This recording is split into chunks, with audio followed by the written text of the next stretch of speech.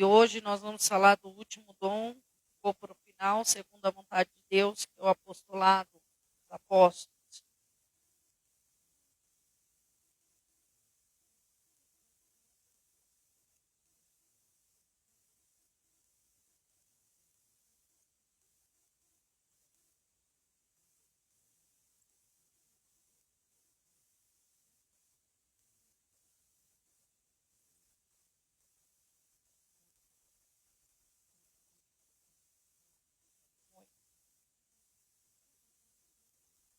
Sim.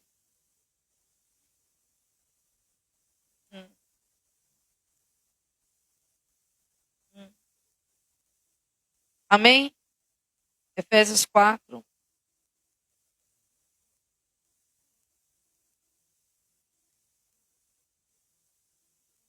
Versículo 1. Rogo-vos, pois, eu, o prisioneiro do Senhor, que andeis de modo digno da vocação a que foste chamados, com toda a humildade, mansidão, longanimidade, suportando-vos uns aos outros em amor, esforçando-vos diligentemente por preservar a unidade do Espírito e o vínculo da paz.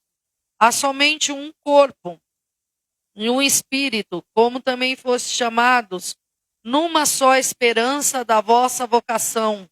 Há um só Senhor, uma só fé, um só batismo, um só Deus e Pai de todos, o qual é sobre todos e age por meio de todos e está em.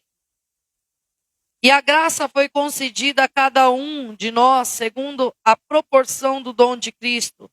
Por isso diz, quando ele subiu às alturas, levou cativo o cativeiro e concedeu dons aos homens. Ora, o que quer dizer subiu, senão que também havia descido até as regiões inferiores da terra?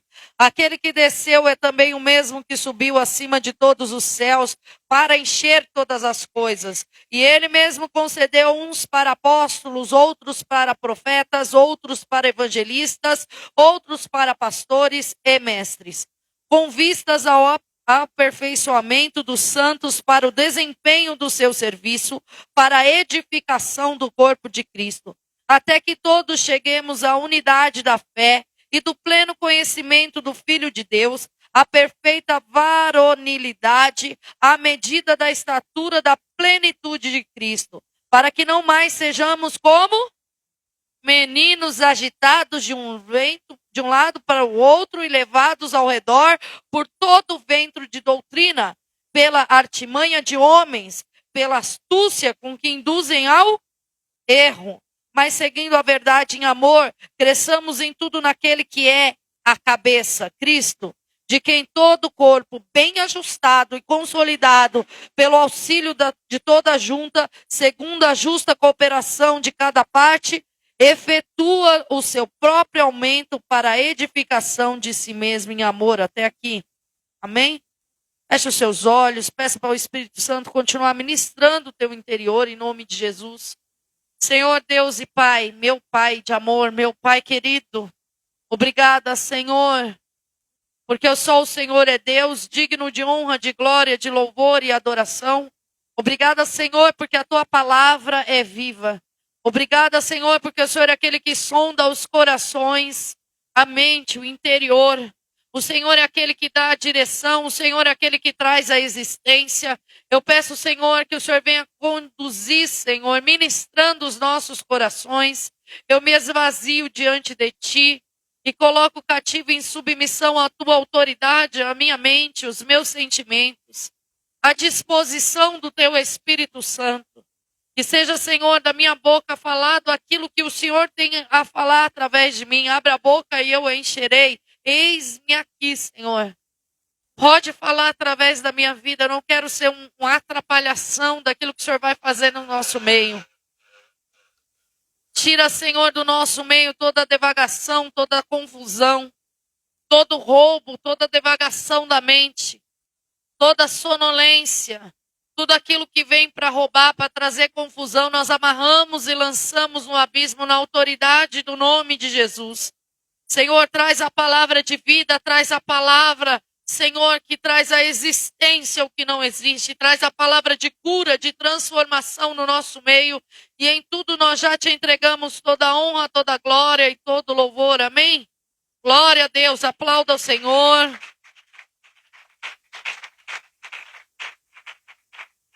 Pode se assentar.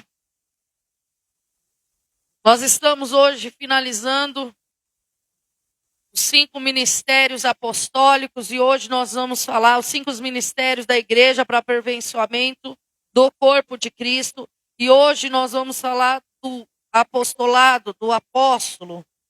Mas nós precisamos entender que tudo isso, todo dom que Deus derrama, tem um motivo. E o motivo é aperfeiçoamento do corpo dele. O motivo é aperfeiçoamento da igreja de Cristo. Então, quando a gente fala de igreja, a igreja ela começa a nascer na cruz do Calvário. A igreja começa a existir a partir do sacrifício de Cristo na cruz. Sem o sacrifício não há igreja. A igreja é a noiva, é semelhante à noiva que está sendo preparada pelo Espírito Santo de Deus, adornada. E Cristo vai vir buscar uma igreja sem mancha, sem ruga e sem mácula. O aperfeiçoamento do Espírito Santo na igreja, é Ele quem faz. É Ele quem convence o homem do pecado, do juízo e da justiça. É Ele que nos liberta, é Ele que nos salva, é Ele que nos santifica e é Ele que nos prepara para aquele grande dia. Sem o Espírito Santo não há preparação. Então, os dons que o Senhor entrega sobre a igreja, Ele entrega pela graça, para aperfeiçoamento da igreja, para que o povo não pereça, para que nós não pereçamos em qualquer vento de doutrina, em qualquer movimentação espiritual que não seja do Senhor.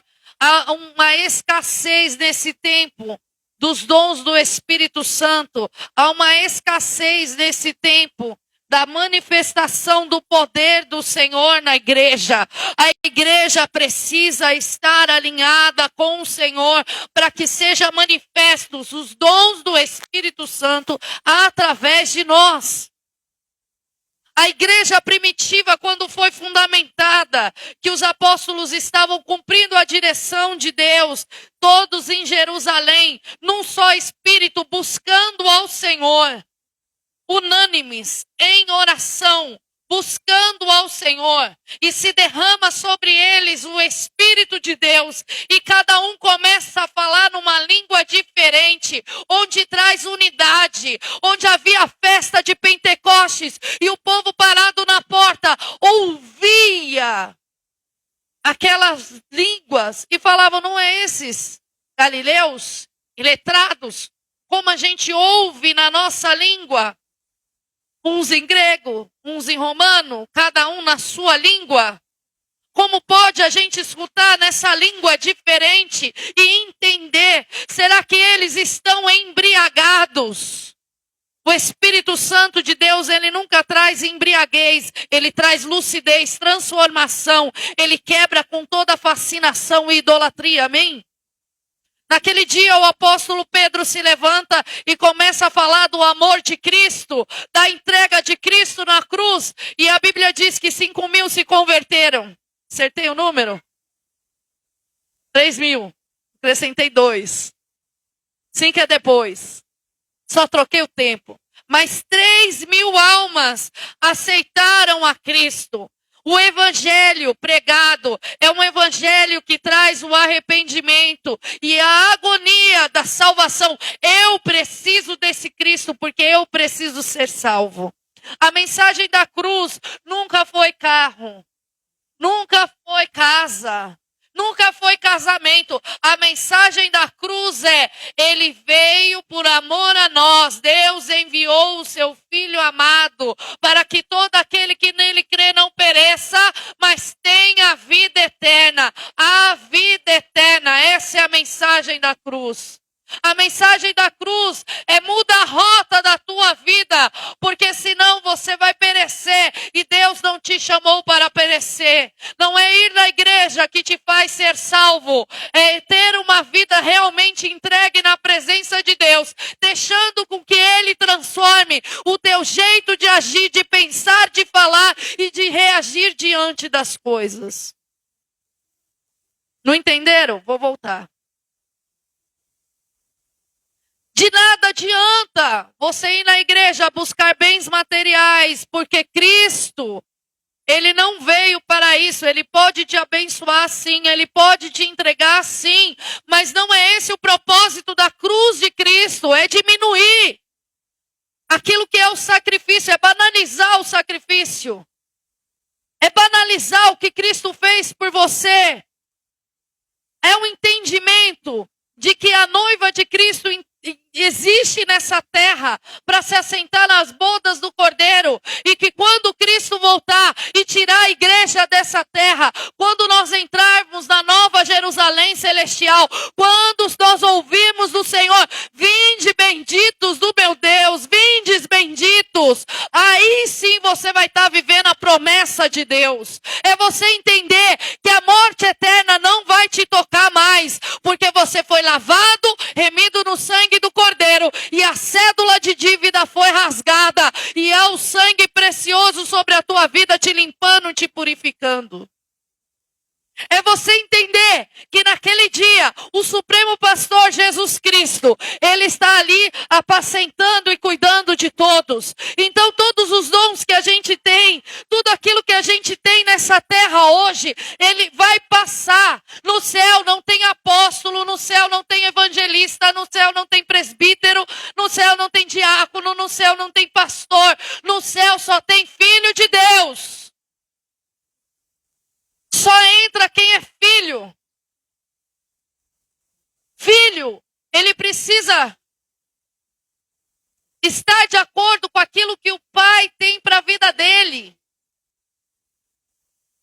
O apostolado, o presbitério, o diaconato, o pastoreio, ele só existe nessa terra. Eu não vou apacentar ninguém na Nova Jerusalém Celestial. Os diáconos não vão ter mesa a servir, nem viúva para atender, porque aquele que é o nosso marido, segundo Isaías 54, vai estar conosco na boda do Cordeiro.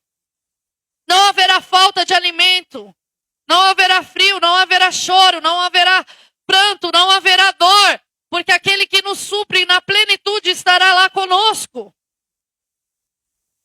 Então, quando a gente olha para uma igreja de Coríntios, brigando, disputando, uma igreja cheia de dons e completamente imatura, uma igreja cheia de dons e brigando, porque um prega, outro canta, brigando. E não muito longe disso, hoje a gente vive num tempo de uma igreja imatura, que briga por microfone, que briga por visibilidade, que briga para ser reconhecido, que briga por tantas coisas que são terrenas e que impede o agir de Deus na nossa vida, impede o fluir do Espírito Santo, impede de surdo ouvir, cego ver e paralítico andar, porque está preso naquele que não devia estar, está preso nas coisas terrenas, humanas e passageiras, quando o teu olhar deveria estar olhando para o céu, deixando o Espírito Santo de Deus lavar o nosso interior, tirar todo o orgulho, toda a soberba, toda a vaidade, toda a arrogância, para que Ele possa ser glorificado da nossa vida.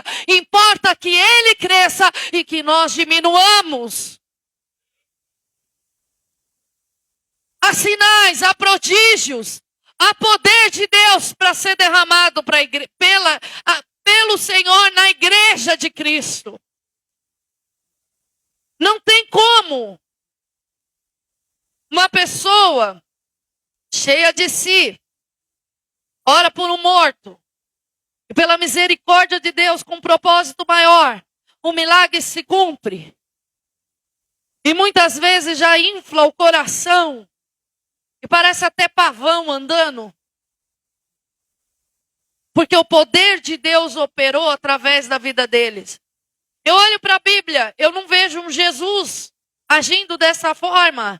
Eu não vejo o apóstolo Paulo agindo dessa forma. Eu não vejo um apóstolo Pedro agindo dessa forma. Eu não vejo muito menos um apóstolo João agindo dessa forma. E nem muito menos Estevão, que foi transladado de um lado para o outro na hora do batismo.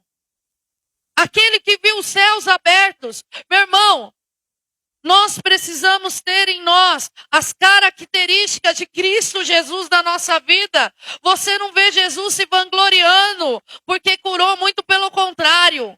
Como ele tinha um propósito a cumprir, de um tempo a cumprir na terra, ele falava, não conte a ninguém. Ninguém precisa saber do milagre. E não foi por propaganda, como muitos pregam aí, dizendo, é só falar que não, que aí se propaga. Não. Ele falava isso para que o tempo da perseguição não começasse antes do momento. Existia um tempo perfeito para se cumprir a perseguição e a morte, a entrega dele na cruz do Calvário. Então, quando nós estamos falando de igreja, nós estamos falando de um que é o cabeça é Cristo, ele é a cabeça de todo o corpo. É através dele que nós andamos e recebemos direção. Não existe direção num concílio de diáconos e de presbitério, mas a minha igreja funciona assim. Amém. Eu espero que o Espírito Santo tenha espaço nesse concílio de falar. Porque se for um concílio somente de homens, não vai adiantar. Eu estou com muito calor, Andrei. Liga aquele negócio, por favor. Não vai adiantar. O Espírito Santo de Deus é quem dá a direção para a igreja. O Espírito Santo de Deus é que precisa conduzir. O Espírito Santo de Deus é aquele que levanta e aquele que abate. O Espírito Santo de Deus é aquele que precisa dar a direção. Porque a obra é dele. A obra não é minha, a obra não é sua. Eu enxergo o que é hoje e o que é ontem. E pela misericórdia de Deus, algumas direções para amanhã. Mas o Senhor, ele não está preso nessa linha. E é chegada a hora de se levantar uma igreja realmente lavada, remida no sangue do Cordeiro Jesus Cristo, revestida de poder e autoridade para desfazer as obras do maligno e pregar a essência do Evangelho nessa terra. O apóstolo, ele é um fundamentador da igreja. Ele tem a responsabilidade de abrir igreja. Ele é aquele que enxerga projetos aonde ninguém enxerga. Ele é aquele que chega, prega a palavra, e quando a igreja está fundamentada, ele coloca ali os pastores para ir apacentando, ele coloca os presbíteros para ir exercendo presbitérios, diáconos, ele coloca ali os evangelistas, os mestres. É assim que funciona o ministério apostólico. O ministério apostólico muitas vezes traz um mover diferenciado, porque não é um mover que está preso na caixinha, é um mover que vai trazer à existência muitas vezes aquilo que ninguém nunca viveu, nem olhos viram, nem ouvidos ouviram, nem jamais subiu no coração do homem aquilo que Deus tem reservado para nós. Então ele vai enxergar diferenciado e ele é responsável pela formação dos outros 4. Ele é responsável por ensinar e por formar os outros 4. Ele é o embaixador da palavra de Deus. Ele é aquele que leva a embaixada do reino dos céus e fundamenta ali a embaixada do reino dos céus. Ele é responsável por todo um povo daquele lugar a partir do momento que ele abriu a igreja ali. Ele é responsável por todas as vidas que estão ali naquele lugar. Ele é responsável desde a criança até o mais velho. Ele é responsável por cada pastor do ministério. Ele é responsável por cada presbítero do ministério. Ele responde diante de Deus sobre cada vida que está naquele lugar. Ministério apostólico nunca foi para vanglória. E olha que eu já tive muita reunião de igreja por aí com muitos apóstolos diferentes, onde a pessoa entrava na porta da igreja com a Bíblia na mão, falando no telefone e não tinha capacidade de olhar e falar assim: a paz do Senhor, irmão, tudo bem com você? Você sabe com quem você está falando? Incapaz de se submeter a uma direção. Dando carteirada. Fiquei com medo agora. Incapaz, dando carteirada sobre todo mundo. Se achando melhor do que os outros. Meu irmão, não é uma hierarquia de maneira... Como que fala? De maneira... Não é hierarquia a palavra. Carreira. Não é uma carreira que você chega como membro até chegar ao apostolado. É dom e vocação de Deus. Porque quando se levanta um pastor que ele não tem a essência de pastoreio, a igreja perece. Quando se levanta um presbitério que não tem a essência do presbitério, é a igreja que sofre. E quando se levanta um apóstolo que não foi tratado no tempo certo, é a igreja que perece. Nós temos um tempo e um processo de todas as coisas, e nós não podemos atropelar o tempo do Senhor nas nossas vidas. Alguns certos anos atrás, nós estávamos orando para estabelecer o curso de diácono na igreja. E o pastor falou assim: ninguém vai ser ungido. E eu não contente com aquilo, fui orar. Eu já estava orando, perguntando: Senhor, quem são as pessoas que a gente envia para o diaconato? E o Senhor me respondeu um simples ninguém. E me veio um temor de Deus naquele momento e uma tristeza profunda. E um porquê no meu interior que eu não ousei a verbalizar. Eu fiz de conta que ele não existiu e consegui com a oração. Passado alguns dias, o Senhor me mostrou tamanha rebelião que estava no coração das pessoas. E aí eu entendi o porquê que eu não poderia derramar o óleo na cabeça. Porque se nós derramamos o óleo na cabeça de uma pessoa que ela está despreparada, a igreja perece. E quem vai responder sobre isso somos nós que colocamos esse óleo. É muito sério quando a gente fala de obra de Deus. Está faltando temor a Deus.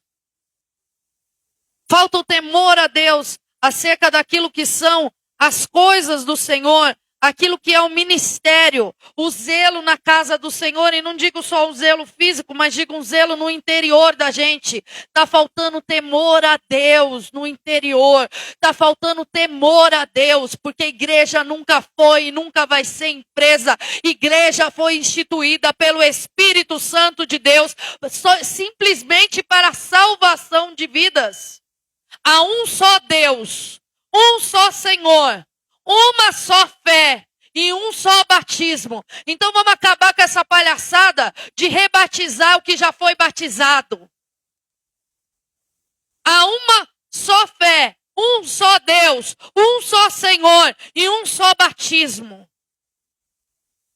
Mas eu desviei. Vai para o concerto, você não vai para as águas do batismo de novo. Vai pedir perdão ao Senhor e vai restaurar a tua aliança. É isso que a Bíblia diz, é um só batismo. E não se batiza criança, porque batismo é para arrependimento de pecado e criança não tem consciência. Mas pastora, nós estamos falando de uma igreja que desce nas águas criança com 9 anos, mas só vai para as águas se tiver consciência do que está fazendo, se entende o que é pecado e se sabe o que é arrependimento. E digo mais, tem criança aqui que dá muito show de Bíblia e muito marmanjo por aí.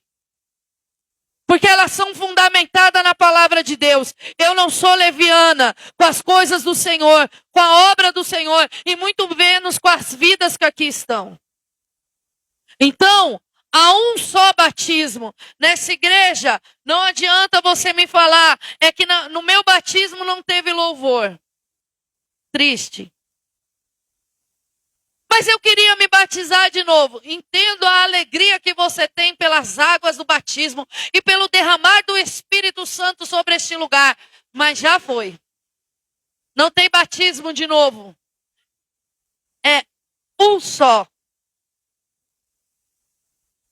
Eu não tenho certificado. Meu filho, teu certificado está nos céus. Há um selo sobre a tua vida. Sabe qual é o selo que está sobre você? O Espírito Santo de Deus. Ele é o penhor da tua salvação.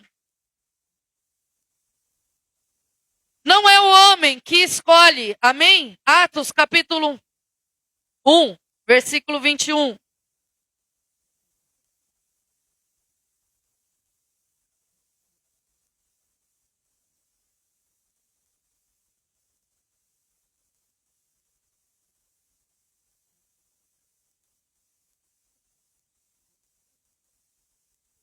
Quem achou, dá glória a Deus.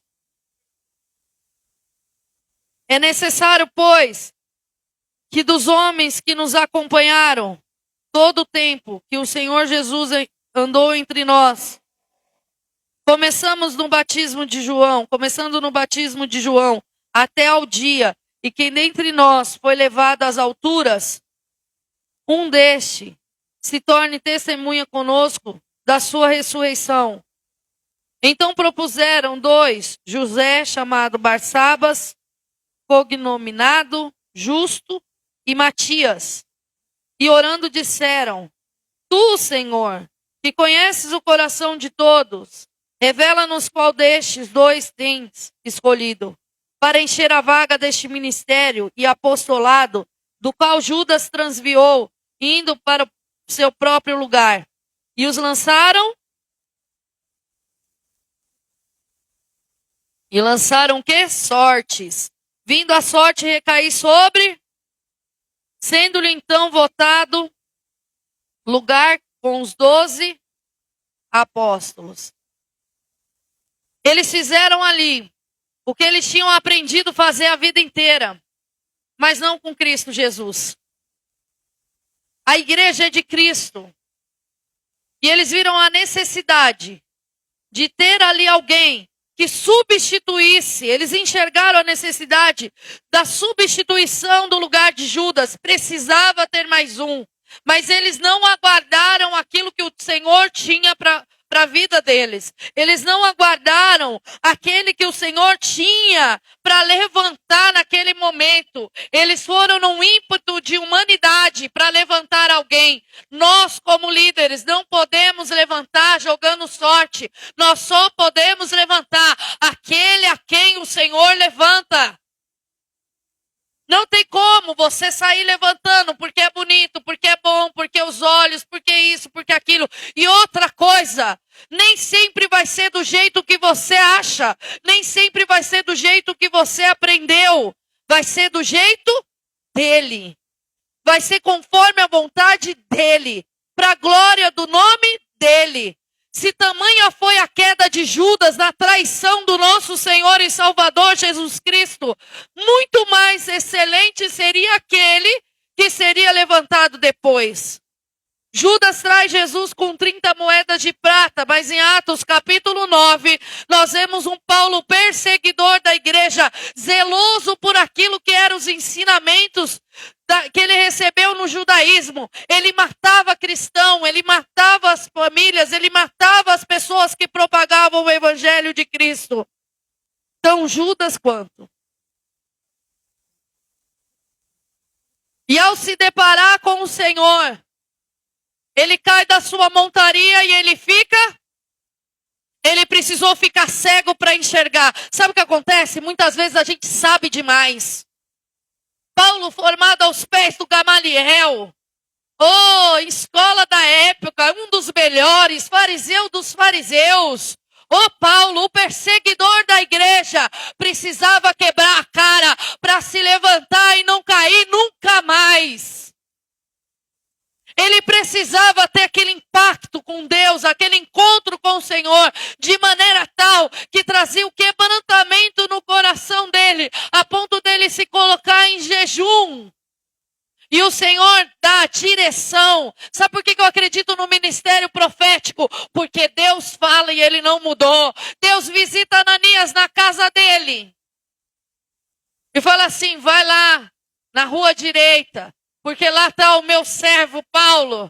Ele está orando, ele está jejuando. E você vai orar para que ele enxergue. Vai impor as mãos sobre ele. E Ananias fala: Paulo, deixa eu Deixa eu puxar o gabarito de Paulo para o senhor, porque eu acho que o senhor não está entendendo quem é Paulo. Você acha mesmo que Deus não conhecia a sua capivara? Você acha que Deus não conhecia a sua ficha?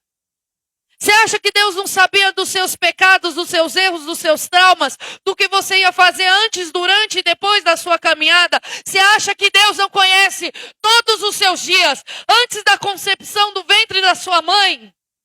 Assim ele conhecia a vida de Paulo. Na queda de Paulo, da caminhada de Paulo, daquela queda, há uma transformação genuína.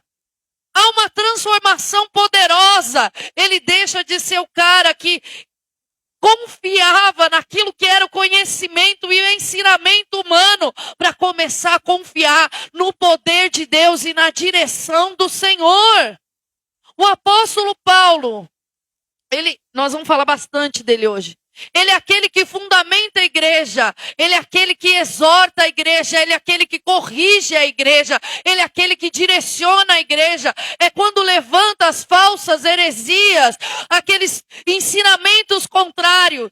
Ele vem confrontando, assim como o apóstolo Pedro e o apóstolo João também confronta. E onde está aqueles que neste tempo vai confrontar as heresias que estão sendo pregadas nesse mundo? Se há vergonha de queimar o seu filme por aí, se há vergonha de dar a cara para bater e ser perseguido, se há vergonha de se indispor com alguém para falar, isso está errado, está fora da palavra de Deus.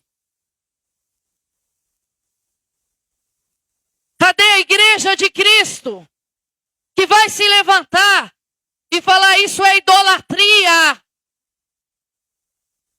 Há um só Deus, um só mediador entre Deus e o homem, ele se chama Jesus Cristo. Então todo o papel que nós temos como trabalhadores acerca do ministério é ensinar o caminho que é Cristo.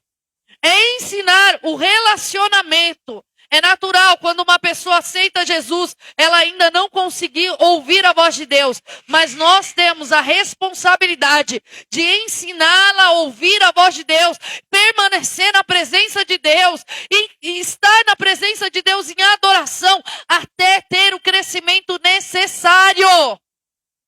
E não falar, deixa que eu vou levar as tuas causas. Intercessão não é você fazer o papel de Cristo Jesus. Eu posso interceder, Senhor, tem misericórdia da vida do Andrei, tem misericórdia da vida do Lucas, mas eles precisam ter as experiências dele com o Deus vivo, Criador dos céus e da terra. Esse é o nosso papel como igreja. E talvez você está falando, mas espera aí, o que tem a ver tudo isso comigo? Meu irmão, que atire a primeira pedra quem nunca caiu na arrogância, no orgulho e na altivez. Que atire a primeira pedra quem nunca sentou aí avaliando o pregador que está trazendo a palavra.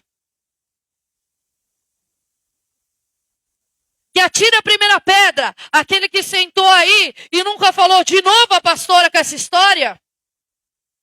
Que atire a primeira pedra aquele que nunca sentou aí e falou assim, nossa, mas a pastora está falando tudo isso na internet, eu não falaria. Eis-me aqui, Senhor, para falar tudo aquilo que o Senhor me mandar falar e aonde quer que o Senhor me enviar, eu irei. Nós precisamos entender que muitas vezes nós estamos como Paulo, doutorado na teologia, nas experiências e se achando melhor do que o nosso irmão. Deus não chamou a gente para isso. O motivo de estar nesse período todo denunciando e falando e trazendo a consciência de cada ministério é um só, para você como ovelha não ser enganada, não cair na idolatria sem ver desse novo tempo, não cair na fascinação desse novo tempo, não estar dentro da igreja achando que está fazendo certo, mas caminhando para o inferno. O objetivo é você não cair nas fábulas ministradas na internet.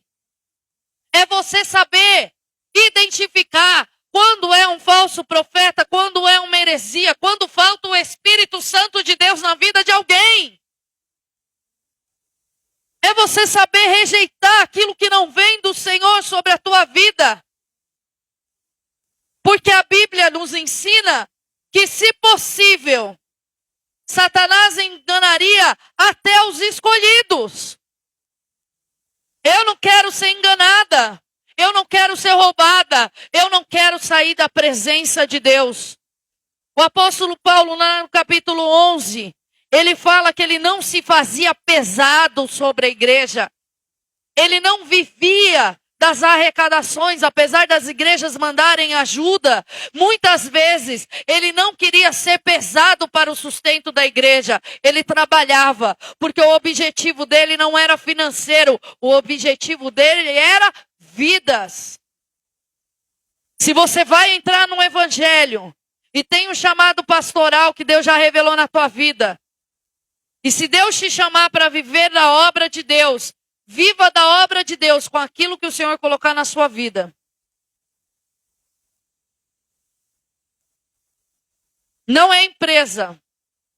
Não invente moda para aumentar a sua arrecadação. Aquilo que Deus tiver que colocar nas suas mãos, Ele vai colocar, seja grande ou pequeno. Aprenda a viver daquilo que Deus te dá. E você que é chamado do ministério e exerce dupla função, peça ao Senhor para que te abençoe o teu trabalho, porque isso não te faz melhor do que aqueles que vivem no ministério. Mas nós precisamos entender que o objetivo, ele não mudou, ele continua sendo salvação, ele continua sendo vidas, ele continua sendo o mesmo. E o Senhor, ele diz que levou o cativo o cativeiro, para que nós não andássemos em prisão. Então você não foi chamado para andar na prisão da sua mente, que te diz que é pequeno, incapaz para exercer o ministério, porque o ministério é exercido através do poder de Deus e não na força do teu braço. Se Deus te chamou e for te conduzindo para o apostolado, glória a Deus, mas saiba o tamanho, a dimensão da responsabilidade que Ele te entrega. Se Deus te conduziu e te entregou uma vida para você cuidar, glória a Deus, cuide dessa vida com zelo. Se Deus te chamou para levar o evangelho, você levando o evangelho para uma vida ou para 1 milhão, tem que ser da mesma forma, porque é Deus que opera através da tua vida. Tem gente que se o culto não estiver cheio, se a igreja não estiver cheia, não está feliz. Tem gente que mede o pregador pela arrecadação. O sangue de Jesus tem poder. O apóstolo, ele é responsável para ensinar o que é a verdadeira oferta. Não é por tristeza, nem por necessidade. Deus ama aquele que entrega com alegria. Ele não faz barganha. Ele não troca. Ele não ensina a trocar. Voto é uma coisa, troca é outra. Vou te dizer uma coisa, da fé que eu proferi era assim. Acende uma vela, entrega uma comida, que em 7 dias está lá. Com Deus não é assim. Com Deus as coisas não funcionam assim. Porque muitas vezes, aquilo que nós pedimos para o Senhor vai nos matar. E pela misericórdia dele, ele não nos entrega. E nós precisamos ter consciência de que não de Deus é livramento. E tem muito não de Deus sendo tratado de maneira leviana. Tem muito não de Deus sendo tratado como se fosse qualquer coisa. Tem muito não de Deus sendo tratado como se fosse castigo de Deus. E você implora, até entrar na vontade permissiva. E quando você entra na vontade permissiva, as consequências são desastrosas. Aprende a aceitar na tua vida aquilo que o Senhor tem para você. Nós cansamos de negligenciar as direções que Deus tem para a nossa vida. Não dá para continuar caminhando do mesmo jeito e dizendo que é igreja do mesmo jeito, com o coração cheio de rebelião. Hoje eu estava ouvindo a ministração do pastor Cláudio no primeiro ano que ele veio aqui. E depois eu fui ouvir a do segundo ano que ele veio para cá e pregou. Meus irmãos, não mudou em absolutamente nada daquilo que a gente tem denunciado. E que muitas vezes você senta aí e fala de novo isso. Quando na verdade você devia estar olhando para o seu interior. Se todas as vezes eu preciso parar e olhar para você e falar, fecha os teus olhos e levanta as suas mãos aos céus. O que você está entregando para Deus?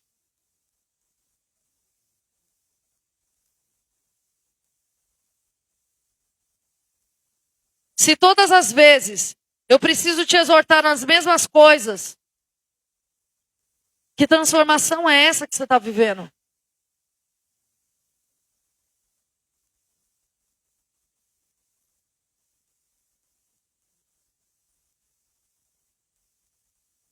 Eu aprendi que o evangelho é para mudar a rota, a direção das nossas vidas. Tem mulher que erra dentro de casa com o marido. Tem marido que erra com a mulher. Tem filho que erra com o pai, que erra com a mãe. Por que não se corrigiu ainda?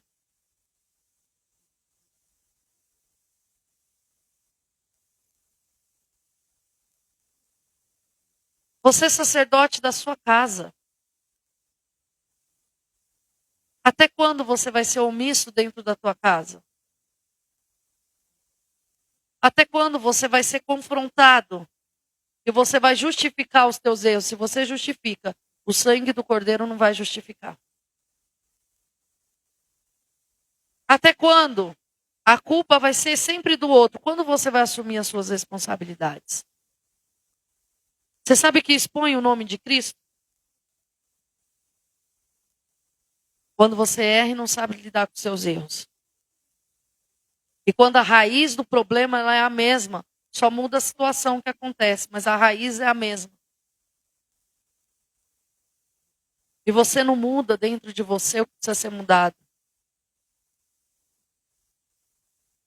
Você nega para você as coisas que Deus está falando e você trata com leviandade as palavras liberadas no altar porque você acha que é um machismo dos teus pastores.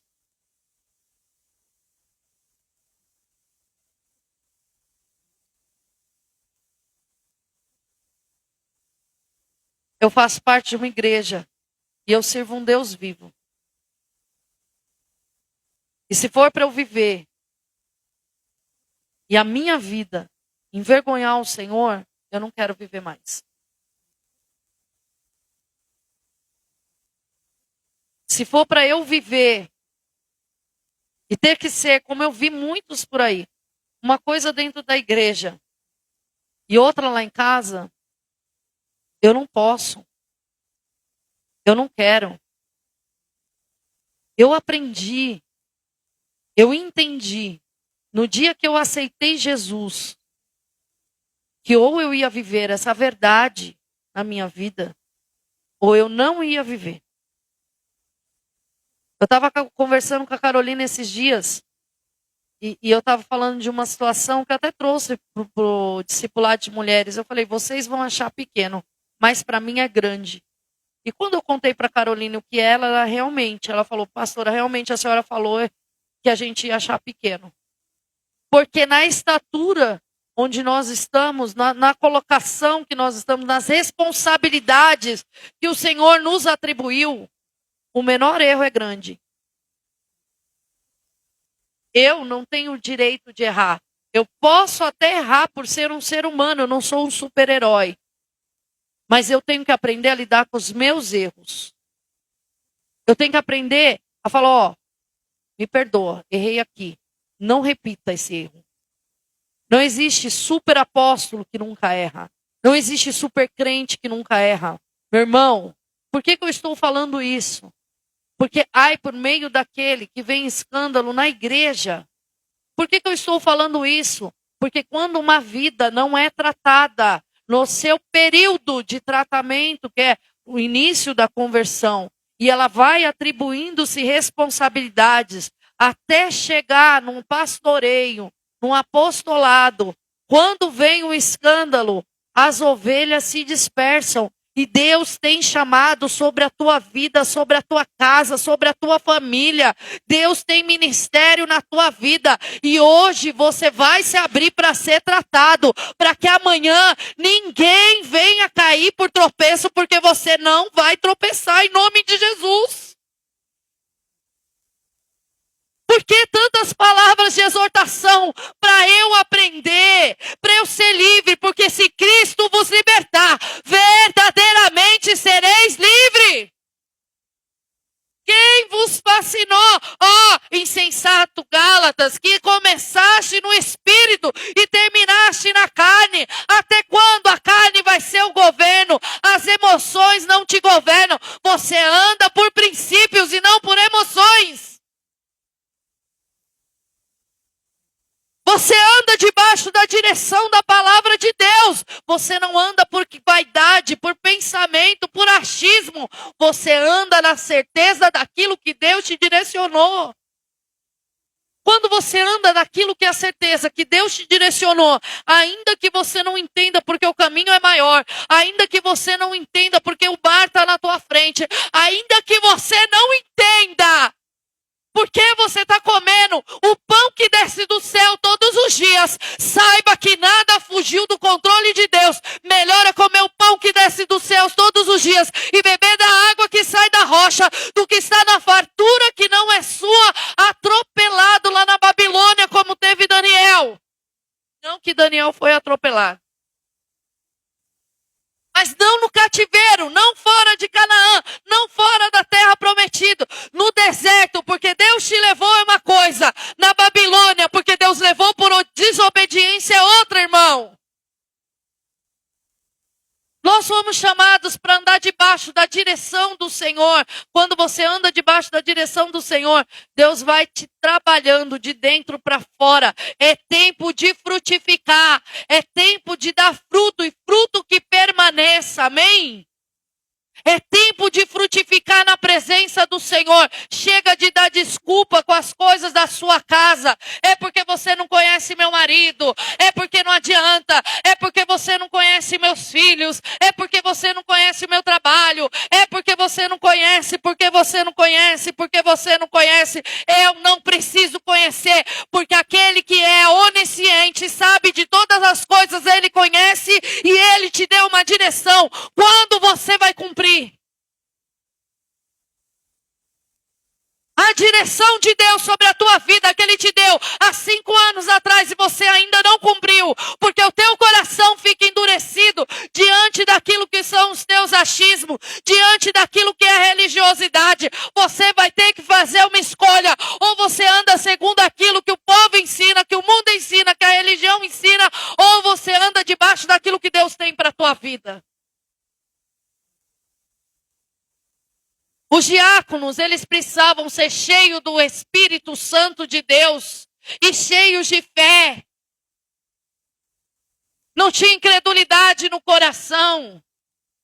Eles foram chamados para dar assistência às viúvas. O diácono, ele foi chamado para servir. Nós vivemos num tempo onde ninguém quer servir mais nada e mais ninguém. 1 hora de oração já está morrendo. Aonde a gente vai parar? Aonde a gente vai parar, igreja? Aonde a gente vai parar? Deus te chama hoje. Levanta e anda. Acerta os teus conflitos. Ajusta a tua vida na cruz do Calvário, no sangue do Cordeiro. Para de dar desculpa, porque o Senhor tem mais sobre a tua vida. Há um povo perecendo. E igreja não foi feita para ser ajuntamento de pessoa. Igreja foi feita para manifestação do poder de Deus. Deus quer manifestar o poder dele através da tua vida. Eu quero te convidar a se colocar de pé. O apóstolo, ele é responsável até mesmo pelo cuidado físico. Ele dá direções a coisas, às vezes, que são humanas, são naturais. Como o apóstolo Paulo deu para Timóteo. Acerca do problema do estômago dele. E muitas vezes a gente vai ajudar você na tua vida pessoal, você fica de bico 3 dias sem falar com seus pastores. Sangue de Jesus tem poder.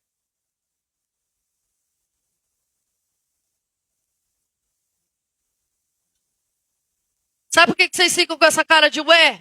Porque vocês pensam assim, eu não sou apóstolo, Deus não me chamou para ser apóstolo, então essa palavra não é para minha vida, essa palavra é para a tua vida sim, porque você é igreja. E eu quero te convidar a fechar os teus olhos, em nome de Jesus. Você é igreja. Santificai-vos, porque amanhã o Senhor fará maravilhas no meio de vós. Santificai-vos, porque amanhã o Senhor fará maravilha no meio de vós. Essa palavra, na verdade, é para todos nós.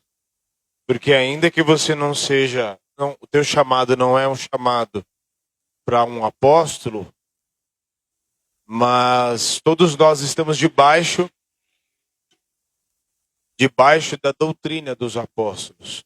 Todos nós estamos debaixo deste mover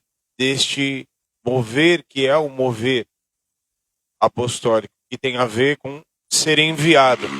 Os apóstolos, a palavra apóstolo significa enviado. Todos nós fomos enviados. Todos nós recebemos o ID. Então a palavra é para todos. Sim. Estou trazendo esse tipo falando dessa maneira para que todos saibam que colocar os pingos nos is para você saber que a palavra é para você. É para todos nós. E ainda que você não seja enviado, ainda que você não tenha uma unção de apóstolo sobre a cabeça, mas saiba que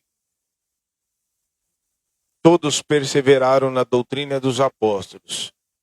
A doutrina dos apóstolos naqueles dias era a pregação da cruz. Essa era a doutrina dos apóstolos, pregada naqueles dias. Perseveraram na comunhão dos irmãos, na doutrina dos apóstolos, na comunhão dos irmãos, no partir do pão, nas orações. Essa era a doutrina dos apóstolos. Então a palavra é para todos nós. Todos aqueles que receberam e aceitaram a Cristo como Senhor e Salvador, a partir deste momento nós recebemos o ID e nós recebemos a palavra para proclamar a salvação que nos alcançou. Então, aqui na igreja, por exemplo, já existe. E assim, até para o apóstolo, aquele que tem a unção de apóstolo, ele tem que receber o óleo de apóstolo na cabeça, não necessariamente. Ele precisa andar no mover e na vocação a qual ele foi chamado, ou chamada. Ponto. Porque tem até pastor que exerce a função, exerce a vocação, só não é chamado. Não. Ele está exercendo, está pastoreando, ponto. Está cumprindo o chamado, está cumprindo a vontade de Deus. Em nome de Jesus, se coloque debaixo deste mover. O mover do Senhor Jesus que Ele deu à igreja. Você que tem resistido o envio do Senhor, vem aqui na frente do meu lado direito, em nome de Jesus. Deus te chama para fazer as coisas, para realizar ministério. Você até realiza, mas não do jeito que deveria. Você resiste, às vezes Deus entrega a palavra na tua boca para você entregar e você não entrega.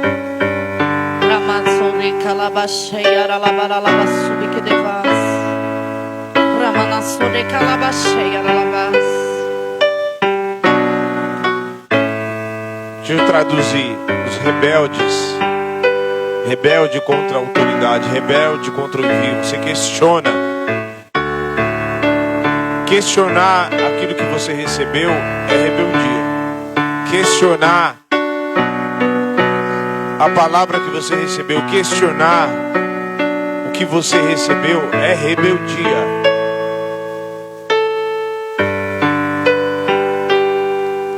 questionar a palavra, a profecia que você recebeu. É rebeldia. Não cumprir aquilo que você não, aquilo que foi já dito para você dezenas de vezes. Sabe quando você vai ver seus filhos na presença do Senhor? O dia que você se submeter tão somente a obedecer e parar de questionar. É balaço de calabaceia.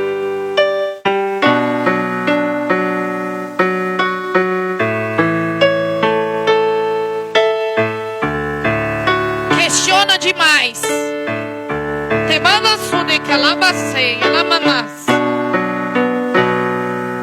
Tá achando que o problema é na personalidade do filho? Não, querido. Não, querida. É na sua. No dia que você deixar a tua personalidade ser transformada pelo Espírito Santo, a tua transformação vai alcançar os seus filhos.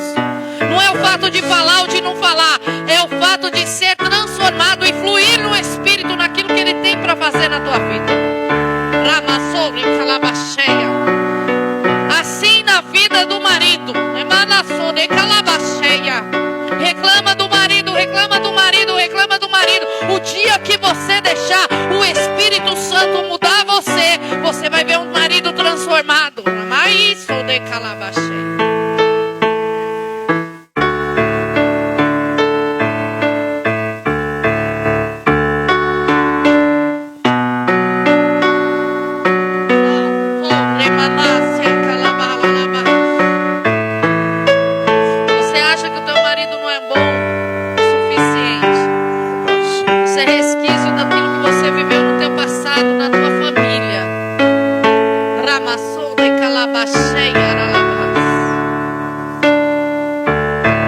Se você não resolver isso na presença de Deus, se você não abrir mão daquilo que a tua família falava acerca de homens, você nunca vai viver a plenitude desse casamento.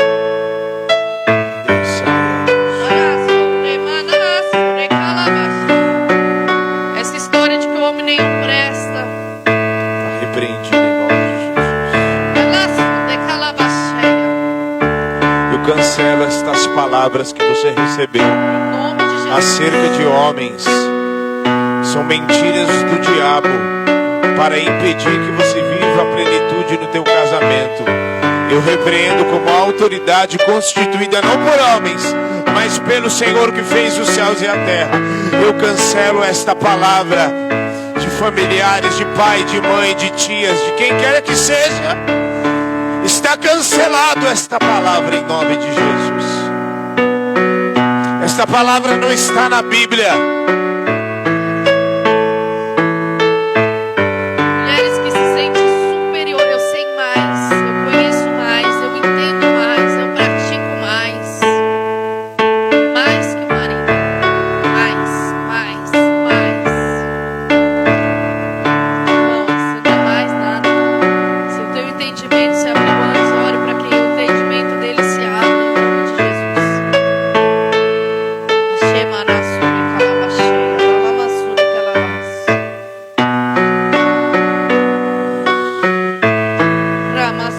Calabassubi que devas.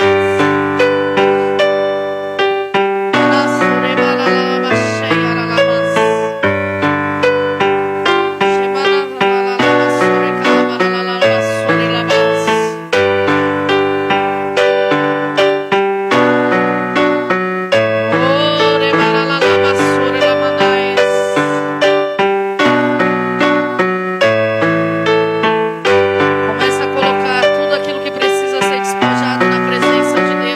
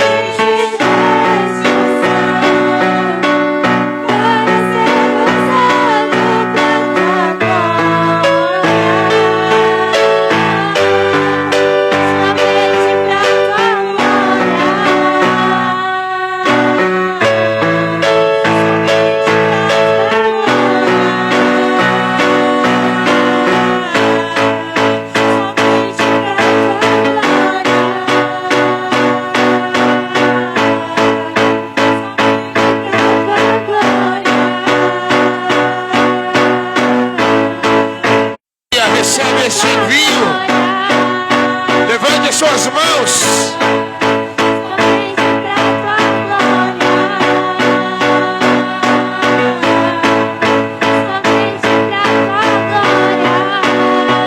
Nós estamos debaixo deste mover de Jesus. Ele deu mão para apóstolos, profetas, evangelistas, mestres e pastores.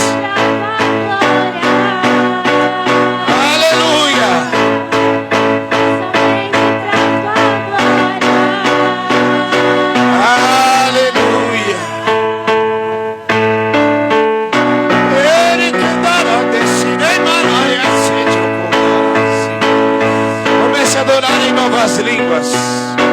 Recondore badashire banayas. Oh, recondore bashinerais.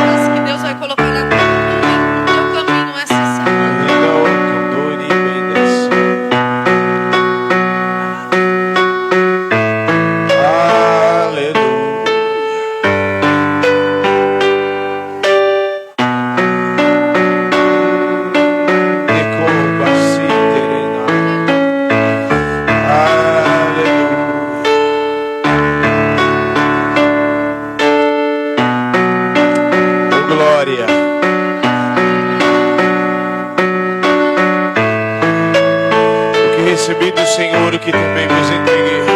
Continue adorando. Na noite em que Jesus foi traído, tomou o pão e, tendo dado graça, partiu e disse: esse é meu corpo, que é dado por vós. Fazei isso em memória de mim. Por semelhante modo, após haver ceado, tomou o cálice e disse: este é o cálice da nova aliança no meu sangue.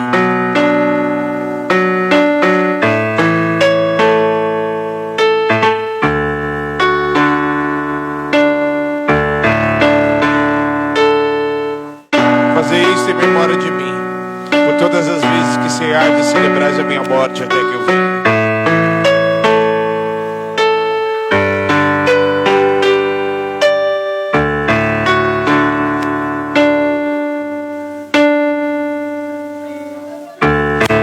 Nós consagramos esses elementos.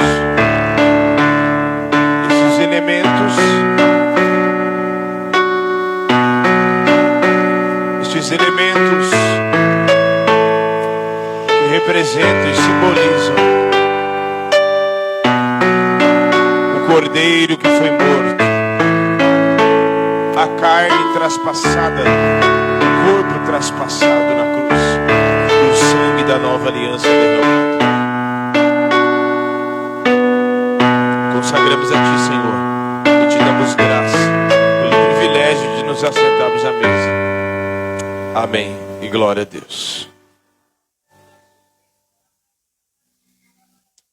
Aleluia.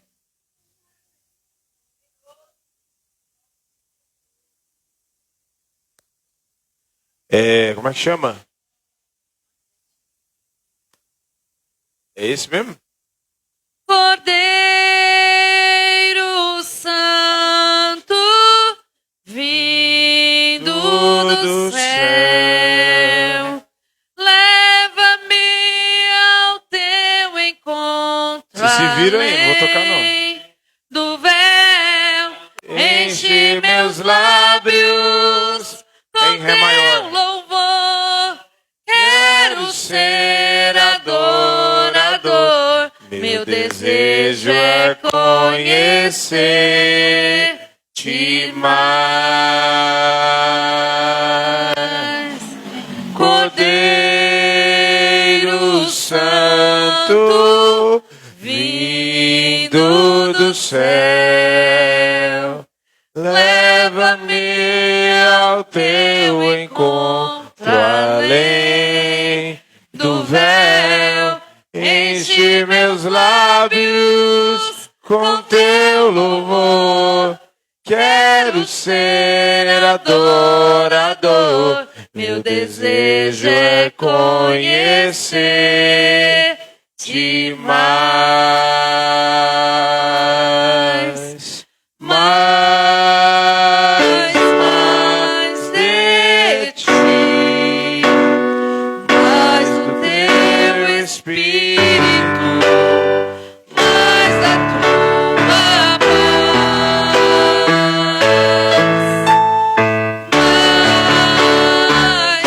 Mais de ti, mais da tua luz, mais de ti, Jesus. Senhor, eu me rendo a ti, prostrado aos teus pés, eu clamo mais de ti. Mergulhar no teu rio, ter mais do teu Espírito, eu quero saber te amar.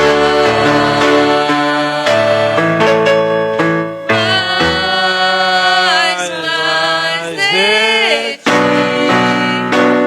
mais do teu Espírito. Aleluia.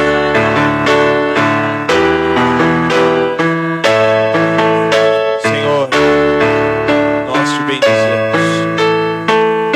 Bendize a minha alma ao Senhor, e tudo que é em mim, bendiga o seu santo nome. Bendize a minha alma ao Senhor, e não se esqueça de nenhum dos seus benefícios.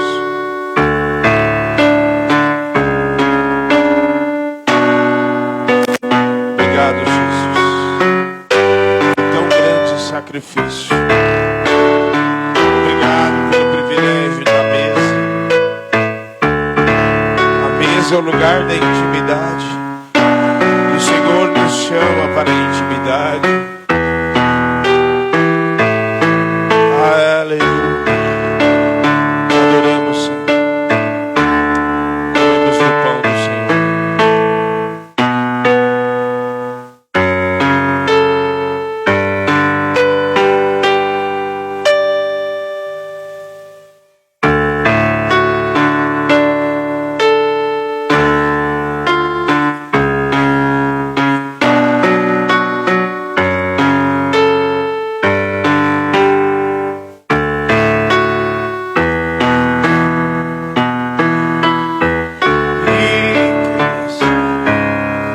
Louvado seja o nome do Senhor.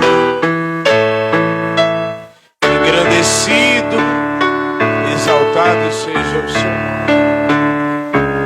O nome daquele que é digno de adoração. Aleluia.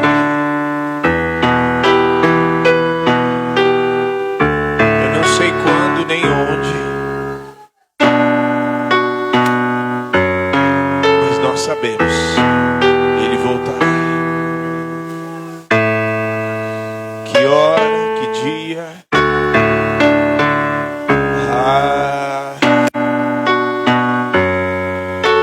Mas o Espírito testifica no nosso espírito que somos filhos.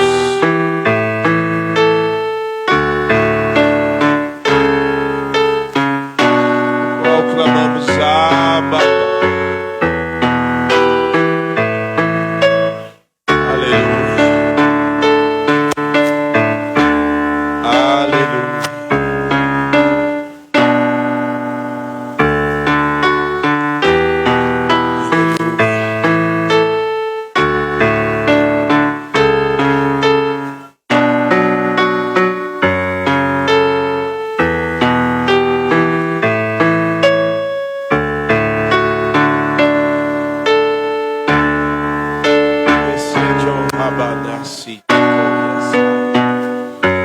Glória a Deus.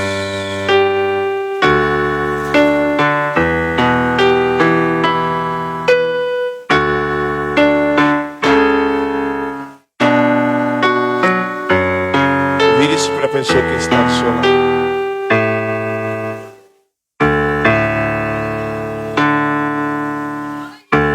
Diga assim: digno é o Cordeiro que foi morto e que nos fez assentar acima de principados, potestades e dominadores, e que nos deu o seu Espírito, e que nos deu a sua mesa, a mesa da intimidade.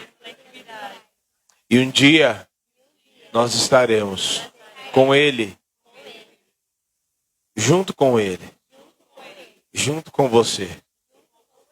Nós estaremos juntos na mesa da intimidade. Essa intimidade que será eterna, permanente. Não tem dor, não tem choro, não tem dor na alma. Aleluia. Não tem dor na alma. Repita isso: não tem dor na alma. Diga assim: não haverá dor na alma. Não haverá dor no corpo. Pois Ele enxugará dos nossos olhos toda lágrima. E Ele mesmo nos tomará para Ele, para sempre, para todo sempre. Nós estaremos com Ele e o veremos como Ele é. E receberemos um corpo glorificado. Aleluia. Amém? É forte isso, né, irmão? É forte, não é? A dor que muitas vezes nós sentimos na alma, nem essa mais haverá. A dor que nós sentimos no nosso corpo não existirá mais. O corpo glorificado nós o receberemos. Amém? Essa é uma verdade que está na sua palavra. E nela estamos firmados. De vez em quando no seu dia, apesar de corrido, dê uma pausa e olhe para o céu. Pois do céu vem a nossa e está a nossa esperança. Amém? Diga assim: onde está a morte, a tua vitória? Onde está a morte, o teu aguilhão? Vencida foi a morte pela vida. Tragada foi a morte pela vida. O nosso Redentor vive. O meu Redentor vive. Ele tem nome. Aleluia. Jesus, o leão da tribo de Judá. Bebamos todos.